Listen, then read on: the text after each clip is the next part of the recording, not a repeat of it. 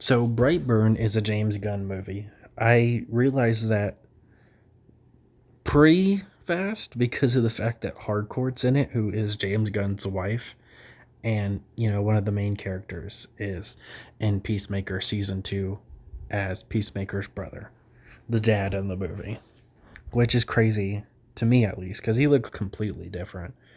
And then of course John Ekamos, or however you say his name, also known as Diebeard in Peacemaker, has a brief scene where he plays one of the dad's friends. And Michael Rooker is also in the end, who I know him for a lot of roles, but I will always know him for Yondu. Um, but I think where this movie fails is the fact that the parents know he has superpowers. I went into this movie pretty blind. I had seen one or two clips on TikTok that got, you know, thrown around all the time. Like I'd see them every month or two of like the scene where he breaks the girl's hand and stuff like that. I don't remember what the other one was, but it was just like two scenes of this movie that always got shown. I went into this movie with the impression that the parents were just gonna raise a kid and then one day he had superpowers and they didn't know how to deal with that. And the superpowers corrupt him. Kind of like Chronicle. Um, but no, he's got superpowers from the start. They just get activated when he gets older. And they know he's an alien. They know there's something wrong with him.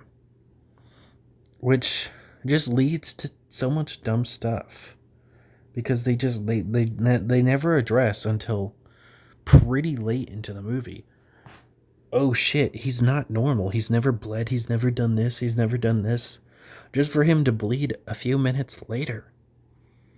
It's lazy writing. I think the kills in this movie are really cool, and I think it was an entertaining movie. I wasn't bored.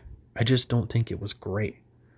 Um, I had heard good things about this movie. I didn't know that it wasn't well liked. It's not hated, but it's not well liked. It didn't get very positive reviews. Um, the main kid actor does a stellar job. But like I was saying, they should have developed him more. We should have saw him as a good guy longer than we did. But we don't. He's barely a character and then his powers get activated and he's mean now. And borderline psychopathic until he straight up is psychopathic. And him, he just does a lot of crazy shit in this movie. And the dad's the only one that's like, oh shit, our son's fucked up. We can't condone his behavior. But the mom's like, I love him. And it's so silly.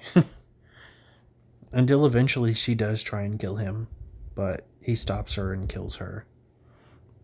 And then right after killing her, he decides to kill a plane full of people for no reason off screen. We see the wreckage and shit after. He went crazy. Another problem I had with this movie is he basically threatens one of his parents' friends. I don't remember how she's related to them. I think she was his aunt, maybe. Um, he's like, if you tell the cops, it's going to be really bad for you. He does get interrupted from killing her, so he kills her husband. But for whatever reason, he doesn't go back and kill her. He's got super speed. He could just, like, fly through her head or something and then get to his house. But for some reason, I guess he only kills the husband and then doesn't go back and kill her. Like, wouldn't she still eventually talk to the police? Or I guess he's hoping she'll forget or something. I don't know. I feel like she still should have been added to the count. Because he was gonna kill her. gets interrupted, kills her husband, doesn't kill her. She's not a character in the movie anymore. He's a ruthless bastard. I think he should have killed her. And then, the movie ends with him pretending to be a victim, that his parents actually died in the crash of the plane. So I guess that's probably why he killed the plane, was a cover-up story. Or maybe he just got lucky. I think his design is really cool. I think there's some genuinely scary moments in this movie. And I think the kills are good, but the story is kind of half-baked. And there's just some stuff that really leaves you wanting to yell at the screen at times. And that can be good with horror movies, is questioning people's choices, but I don't know. It wasn't great here. Still a good movie, though.